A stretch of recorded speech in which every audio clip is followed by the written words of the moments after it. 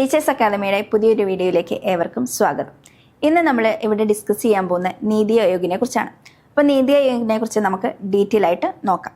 2015 ജനുവരി 1 നീതി ആയോഗ് നിലവിൽ വരുന്നത്. ഇത് ആസൂത്രണ കമ്മീഷന് പകരമായിട്ട് നിലവിൽ വന്നതാണ്. അപ്പോൾ നമ്മൾ ആ വർഷം ഡേറ്റും ഒന്ന് കൃത്യമായിട്ട് ഓർത്തിരിക്കുക. 2015 ജനുവരി 1. പിന്നെ ഇതിന് ഏറ്റവും കൂടുതലായിട്ട് ചോദിച്ചു കണ്ടിട്ടുള്ളതാണ് എന്താണ് നീതി ആയോഗിൻ്റെ പൂർണ്ണ രൂപം എന്നത്. National institution for transforming India. ഇവിടെ നാഷണൽ ഇൻസ്റ്റിറ്റ്യൂഷന് പകരം ഇൻസ്റ്റിറ്റ്യൂട്ട് എന്നോ അല്ലെങ്കിൽ ഇൻസ്റ്റിറ്റ്യൂഷനെന്നോ അങ്ങനെ പലതും തന്ന് നമ്മളെ കൺഫ്യൂസിങ് ആക്കാൻ ചാൻസ് ഉണ്ട്. അപ്പം national institution for transforming India എന്നതാണ് നീതി ആയോഗിൻ്റെ ഫുൾ ഫോം എന്ന് പറയുന്നത്. സാമ്പത്തിക വളർച്ച, സാമൂഹിക ക്ഷേമം, അടിസ്ഥാന സൗകര്യങ്ങളുടെ വികാസം എന്നിവയിലൂടെ ഇന്ത്യയെ രൂപാന്തരപ്പെടുത്തുക എന്നതാണ് നീതി ആയോഗ് പ്രധാനമായിട്ടും ലക്ഷ്യം വെക്കുന്നത്. അതായത് ജനങ്ങളുടെ അടിസ്ഥാന സൗകര്യങ്ങളിലുള്ള വികസനമാണ് നീതി ആയോഗ് പ്രധാനമായിട്ടും ലക്ഷ്യം വെക്കുന്നത്. നീതി ആയോഗിൻ്റെ ആസ്ഥാനം എന്ന് പറയുന്നത് ന്യൂഡൽഹിയാണ്. എവിടെയാണ് നീതി ആയോഗിൻ്റെ ആസ്ഥാനം എന്നത്? ന്യൂഡൽഹിയാണ്. ഓക്കെ, ഇനി നീതി ആയോഗിൻ്റെ ഘടനയെ കുറിച്ചാണ് പറയുന്നത്. നീതി ആയോഗിൻ്റെ ഏറ്റവും തലപ്പത്തുള്ള ആൾ ചെയർമാനാണ്. പിന്നീട് വരുന്ന ഒരു വൈസ് ചെയർമാനുണ്ട്, CEO ഉണ്ട്. പിന്നെ അതിനകത്ത് വരുന്ന അംഗങ്ങൾ എന്ന് പറയുന്നത് സ്ഥിരം അംഗങ്ങളുണ്ട്, full time members, part time അംഗങ്ങളുണ്ട്, അതേപോലെ തന്നെ പ്രത്യേക ക്ഷണിതാക്കൾ, സ്പെഷ്യൽ ഇൻവൈറ്റീസ് ഉണ്ട്. അതിൻ്റെ 4ാമത്തെ എക്സ് ഒഫീഷ്യോ മെമ്പേഴ്സ്. അപ്പോൾ ഇത്രയും പേര് അടങ്ങുന്നതാണ് നീതി ആയോഗിൻ്റെ ഘടന എന്ന് പറയുന്നത്. അതിൻ്റെ ഏറ്റവും മുകളിലുള്ളത് ചെയർമാൻ എന്ന് പറയുന്നത് പ്രധാനമന്ത്രി ആയിരിക്കും. ഇനി നീതി ആയോഗിൻ്റെ ലക്ഷ്യങ്ങൾ, എന്തിനു വേണ്ടിയിട്ടാണ് ഈ നീതി ആയോഗ് നിലവിൽ വന്നത്, എന്താണ് ഇതിൻ്റെ ലക്ഷ്യങ്ങൾ എന്നാണ് നോക്കുന്നത്. ഫസ്റ്റ് വൺ പറയുന്നത് ഇന്ത്യയുടെ വികസനം. എല്ലാ സംഘടനകളുടെ അല്ലെങ്കിൽ എല്ലാ പദ്ധതികളുടെയും ലക്ഷ്യം പോലെ തന്നെ നീതി ആയോഗിൻ്റെയും ലക്ഷ്യം എന്ന് പറയുന്നത് ഇന്ത്യയുടെ വികസനമാണ്. മെയിനായിട്ട് അവർ ലക്ഷ്യം വെച്ചിരിക്കുന്നത് ഇന്ത്യയുടെ വികസനം, അതിനു വേണ്ടിയിട്ടുള്ള പ്രവർത്തനങ്ങൾക്കാണ്. സെക്കൻഡ് വൺ പറയുന്നത് സുസ്ഥിര വികസനവും സമഗ്ര വളർച്ചയും പ്രോത്സാഹിപ്പിക്കുക. നമ്മൾ സസ്റ്റൈനബിൾ ഡെവലപ്മെൻറ്റിനെ കുറിച്ച് പറഞ്ഞിട്ടുണ്ടല്ലേ നേരത്തെ ക്ലാസ്സിൽ. അപ്പം സസ്റ്റൈനബിൾ ഡെവലപ്മെൻറ്റ് അല്ലെങ്കിൽ സുസ്ഥിര വികസനവും അതേപോലെ തന്നെ സമഗ്ര വളർച്ചയും വികസനത്തോടൊപ്പം തന്നെ സമഗ്ര വളർച്ചയും പ്രോത്സാഹിപ്പിക്കുക. മൂന്നാമത്തേതാണ് നവീകരണ സംരംഭം, തൊഴിലവസരങ്ങൾ എന്നിവയിലൂടെ സാമ്പത്തിക വളർച്ചയെ പ്രോത്സാഹിപ്പിക്കുക. കൂടുതൽ തൊഴിലവസരങ്ങൾ ലഭ്യമാകുമ്പോഴാണ് അവിടെ സാമ്പത്തിക വളർച്ച ഉണ്ടാകുന്നത്. അപ്പോൾ അക്കാര്യങ്ങൾ എന്താണ് നീതി ആയോഗിൻ്റെ ഒരു പ്രധാന ലക്ഷ്യമാണ്. അടുത്ത ലക്ഷ്യം എന്താണെന്ന് നോക്കാം. ഓക്കെ, നീതി ആയോഗിൻ്റെ അടുത്ത ലക്ഷ്യം എന്ന് പറയുന്നത് ആഗോള വൈവിധ്യവും വിഭവങ്ങളെ പ്രയോജനപ്പെടുത്തുന്നതിന് വേണ്ടി അന്താരാഷ്ട്ര സംഘടനകളും രാജ്യങ്ങളുമായിട്ട് സഹകരിക്കുക. ഇത് മറ്റ് രാജ്യങ്ങളും അല്ലെങ്കിൽ സംഘടനകളുമായൊക്കെ സഹകരിക്കുന്നതിലൂടെ സാമ്പത്തിക വളർച്ച കൈവരിക്കുക എന്നതാണ് നീതി ആയോഗ് ലക്ഷ്യം വെക്കുന്നത്. ലാസ്റ്റത്തെ നീതി ആയോഗിൻ്റെ ലക്ഷ്യം എന്ന് പറയുന്നത് തന്ത്രപരവും ദീർഘകാലവുമായ നയപരിപാടികൾ നടപ്പിലാക്കുക. കൂടുതൽ നയപരിപാടികളൊക്കെ നടപ്പിലാക്കിക്കൊണ്ട് ഫെഡറലിസത്തെ പ്രോത്സാഹിപ്പിക്കുക എന്നത് നീതി ആയോഗിൻ്റെ മറ്റൊരു ലക്ഷ്യമാണ്. ഈ നീതി ആയോഗ് എന്ന് പറയുന്നത് എന്താണ്? ഒരു അഡ്വൈസറി ബോഡി അല്ലെങ്കിൽ ഒരു ഉപദേശക ബോഡിയാണ്. ഒരു സ്റ്റാറ്റ്യൂട്ടറി ബോഡിയോ ഒരു കോൺസ്റ്റിറ്റ്യൂഷണൽ ബോഡിയോ ഒന്നുമല്ല നീതി ആയോഗ് എന്ന് പറയുന്നത്. നീതി ആയോഗ് ഒരു അഡ്വൈസറി ബോഡിയാണ്. കേന്ദ്ര ഗവൺമെൻറ്റിനും സംസ്ഥാന ഗവൺമെൻറ്റിനും ഉപദേശം നൽകുന്ന ഒരു ചിന്താ സംഭരണി അല്ലെങ്കിൽ തിങ്ക് ടാങ്ക് ആയിട്ടാണ് ഈ നീതി ആയോഗ് പ്രവർത്തിക്കുന്നത്. ഈ വേർഡ് ഇമ്പോർട്ടൻ്റ് ആണ്, ചിന്താ സംഭരണി അല്ലെങ്കിൽ തിങ്ക് ടാങ്ക്.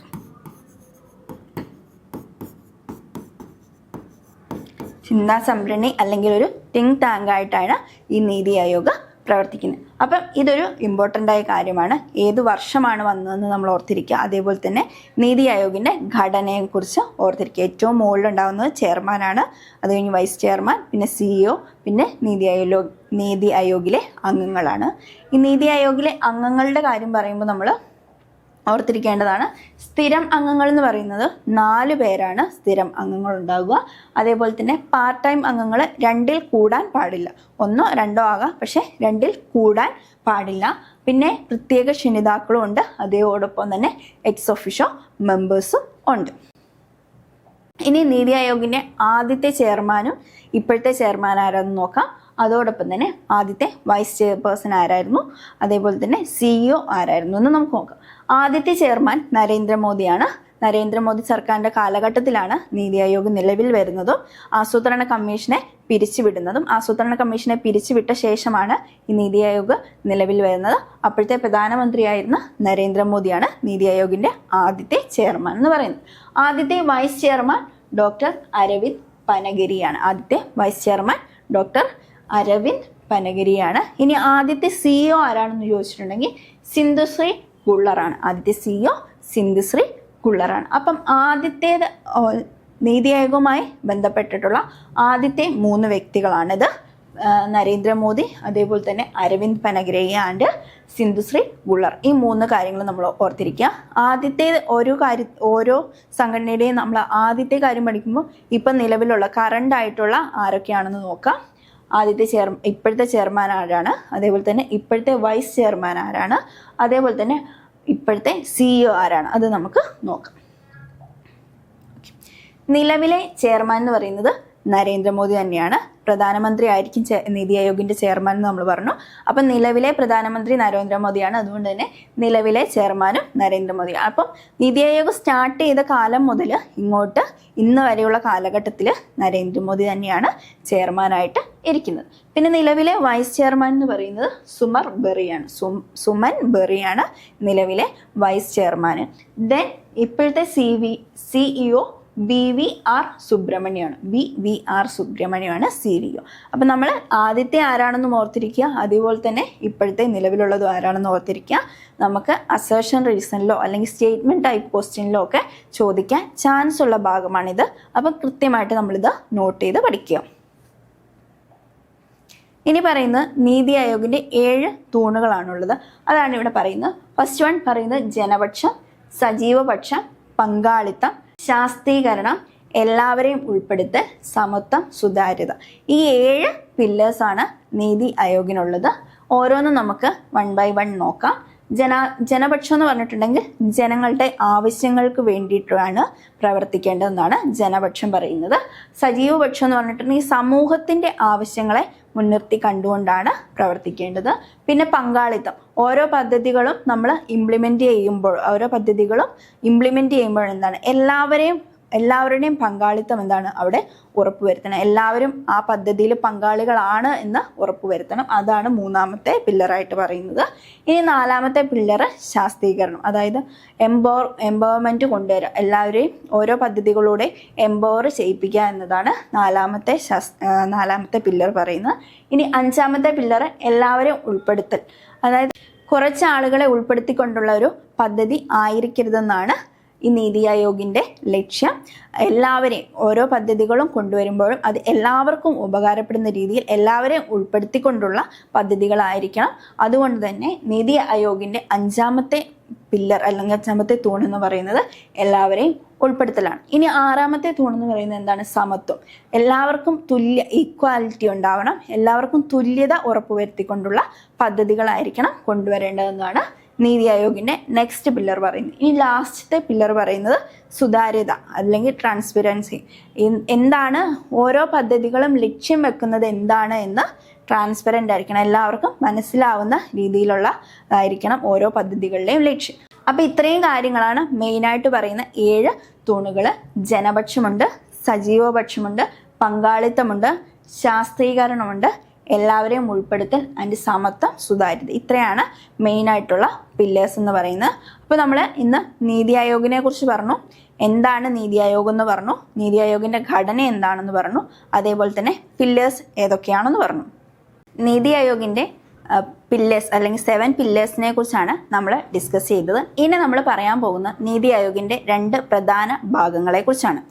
നീതി ആയോഗിൻ്റെ 2 പ്രധാന ഭാഗങ്ങളാണ്. ഒന്ന് ടീം ഇന്ത്യ ഹബ്ബും അതേപോലെ തന്നെ രണ്ടാമത്തെ നോളജ് ആൻഡ് ഇന്നോവേഷൻ ഹബ്ബും. എന്താണ് ടീം ഇന്ത്യ ഹബ്ബ് എന്നും എന്താണ് നോളജ് ആൻഡ് ഇന്നോവേഷൻ ഹബ്ബ് എന്നും നമുക്ക് ഡീറ്റെയിൽ ആയിട്ട് നോക്കാം. ആദ്യം ടീം ഇന്ത്യ ഹബ്ബ്. സംസ്ഥാനങ്ങളെ കേന്ദ്ര സർക്കാരുമായി സഹകരിപ്പിക്കാനും സഹകരണ ഫെഡറലിസം പ്രോത്സാഹിപ്പിക്കാനും ലക്ഷ്യം വെക്കുന്നതാണ് ടീം ഇന്ത്യ ഹബ്ബ് എന്ന് പറയുന്നത്. അതായത് സംസ്ഥാനങ്ങളുടെയും കേന്ദ്രത്തിൻ്റെയും കൂടെ ഒന്നിച്ച് പ്രവർത്തിപ്പിക്കാൻ വേണ്ടിയിട്ടുള്ളതാണ് ഫെഡറലിസം. അതിനെ പ്രോത്സാഹിപ്പിക്കുന്നതാണ് ടീം ഇന്ത്യ ഹബ്ബ് എന്ന് പറയുന്നത്. അതേപോലെ തന്നെ രണ്ടാമത്തേതാണ് knowledge and innovation hub. Knowledge and innovation hub എന്ന് പറഞ്ഞിട്ടുണ്ടെങ്കിൽ നവീകരണത്തിലൂടെ ദേശീയ വികസനത്തിനുള്ള കാഴ്ചപ്പാടുകളാണ് സൃഷ്ടിക്കുന്നത്. നവീകരിച്ച് വികസനം കൊണ്ടുവരിക എന്നതാണ് നോളജ് ആൻഡ് ഇന്നോവേഷൻ ഹബിൻ്റെ ലക്ഷ്യം. അപ്പം 2 പ്രധാന ഭാഗങ്ങളാണ് നീതി ആയോഗുമായി ബന്ധപ്പെട്ടിട്ടുള്ളത്. ഒന്ന് ടീം ഇന്ത്യ ഹബ്ബും രണ്ടാമത്തേത് knowledge and innovation ഹബ്ബും. NITI Aayog relate ചെയ്തിട്ടുള്ള കുറച്ച് ഫാക്ട്സ് ആണ് നമ്മൾ ഇപ്പോൾ ഡിസ്കസ് ചെയ്തിട്ടുള്ളത്. നമുക്കറിയാം കാറ്റഗറി 2 സോഷ്യൽ സയൻസിൽ വരുന്ന ഒരു ഭാഗമാണ് നീതി ആയോഗ് എന്ന് പറയുന്നത്. ഇത്തരത്തിലുള്ള സിലബസ് ഓറിയന്റഡ് ക്ലാസ്സുകൾ ലഭിക്കുന്നതിനായി ടീച്ചേഴ്സ് അക്കാദമിയുടെ ആപ്പ് പർച്ചേസ് ചെയ്യുക. ടീച്ചേഴ്സ് അക്കാദമിയുടെ ആപ്പിനെ കുറിച്ച് കൂടുതൽ അറിയുന്നതിനായി താഴെ കാണുന്ന നമ്പറിൽ ബന്ധപ്പെടുക, ജോയിൻ ചെയ്യുക. കേട്ടറ്റ് റിലേറ്റഡ് ഫ്രീ ക്ലാസ്സുകൾ നിങ്ങൾക്ക് കൂടുതൽ ലഭ്യമാകുന്നതിന് വേണ്ടി ടീച്ചേഴ്സ് അക്കാദമിയുടെ യൂട്യൂബ് ചാനൽ സബ്സ്ക്രൈബ് ചെയ്യും. താങ്ക്